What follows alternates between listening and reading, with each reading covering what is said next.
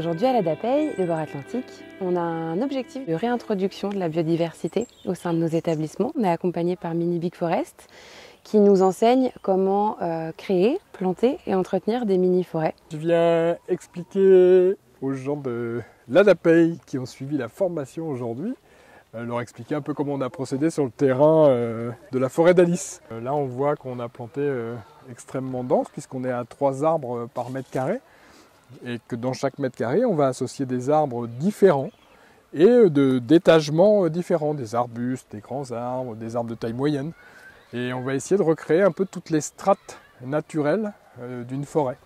L'objectif, il est de garder ces compétences-là en interne et de pouvoir ensuite essaimer ces projets de mini-forêts participatives en interne sur nos établissements à la DAPEI de Loire-Atlantique et pourquoi pas en externe demain sur notre offre de services d'espaces verts. Nous, tous les arbres qu'on avait plantés il y a 1 ou 2 ans sur les sites industriels, la plupart sont morts cette année. Il va falloir replanter. Et là, on voit que tout a survécu. Mais ça donne espoir en fait. On se dit que, il nous dit que c'était une vieille déchetterie, que voilà. Et puis on voit que ça peut repousser dessus. Du coup, voilà, ça dépend que de nous. C'est des projets qui arrivent à un moment précis de l'histoire de l'humanité. Ceux-là, mais bien d'autres, que ce soit les jardins-forêts, que ce soit les jardins comestibles, que ce soit l'agroforesterie.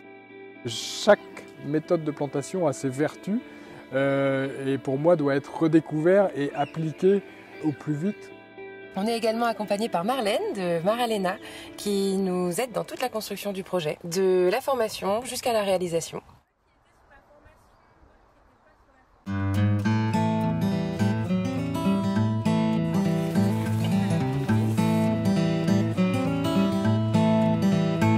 Donc on se retrouve aujourd'hui sur le foyer de vie de Sainte-Pazanne pour la 2e étape de la plantation de la mini-forêt.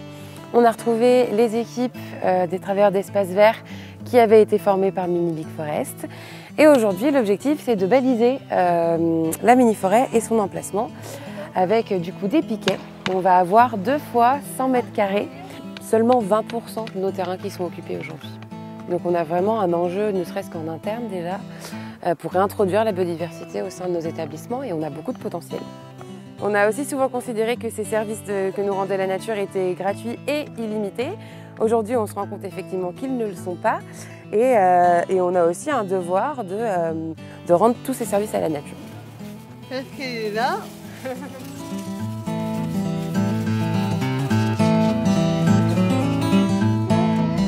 Et on aura aussi la chance de mettre en place un audit écologique afin de démontrer tous les impacts d'un tel projet et le retour de la biodiversité sur le terrain. On va planter sur 200 mètres carrés 600 arbres.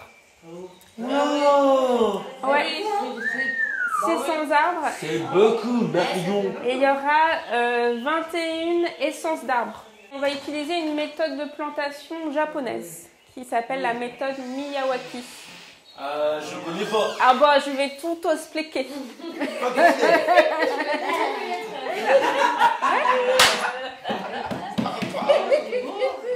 Vous s'appelle Cécile l'arbre. Parce qu'il y en a un autre. Super.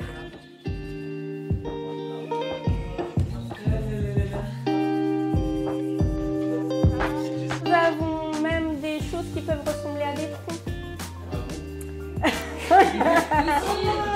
Avec un peu d'imagination, avec un peu d'imagination et même avec beaucoup d'imagination, on peut faire un arbre. Ah ah. C'est quoi, Maxime? Les oiseaux. On aura des poubelles dans la forêt après. Des quoi? Hop. La forêt de Colette qui est en train des personnes. Vous comprenez qu'il va falloir qu'on choisisse. La forêt des oiseaux. Bah oui, on la garde. Bah oui. La forêt des nids. Non, ça marche pas. Ça marche pas. Qu'est-ce que vous pensez de la forêt du petit colibri? Ah bah ça c'est très beau. C'est quand même très beau, hein. C'est un oiseau et le riz. Ah oui. Colibri, voilà une riz. Ah, super. Bon, bah, super. Bravo. Colibri.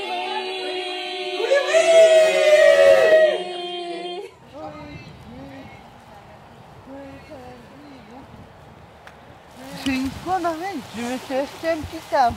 Tu t'es acheté un petit arbre? Tu t'es acheté quoi comme arbre? Des perles, des poules. Là, on est bien. L'objectif aujourd'hui, c'est de préparer le sol pour la plantation qui a lieu dans 3 jours. Donc on peut voir qu'ils ont planté des piquets à 1 mètre de distance à chaque fois. Ça va nous permettre de respecter une règle de plantation qui est celle de planter 3 arbres au mètre carré. T'es content qu'il y ait une forêt? Oui. Ils vont être hauts comme ça, les arbres, qu'on va planter. Ouais. Ça va être des familles. Ils deviennent grands.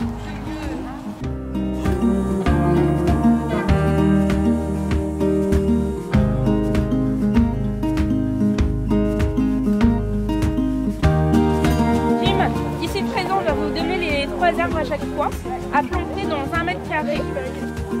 Ah tiens, Pascal.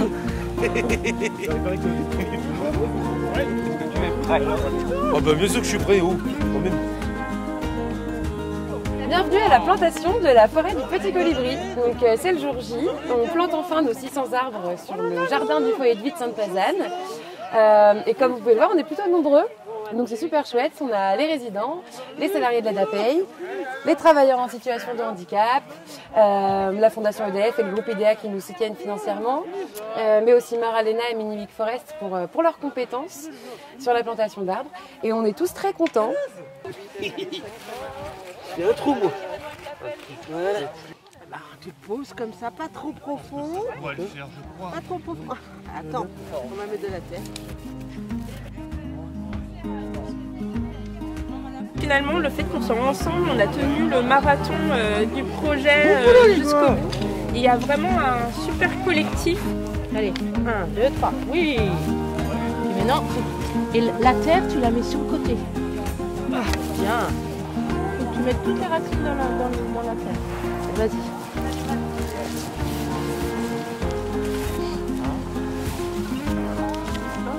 Là, c'est bon. Attends. Hop. Tu mets sur le côté. Tu peux le faire. Ouais. C'est bon. Voilà. Regarde Maxime, t'as vu ton travail? Regarde.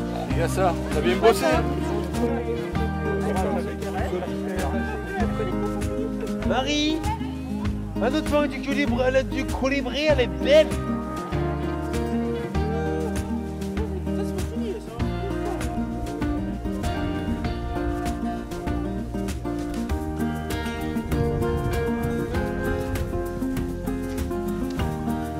Allez, go, tire. Yes. Super, Nico. Trop bien, hein? Comme ça, tu pourras venir le surveiller, il sera tout près de ton groupe.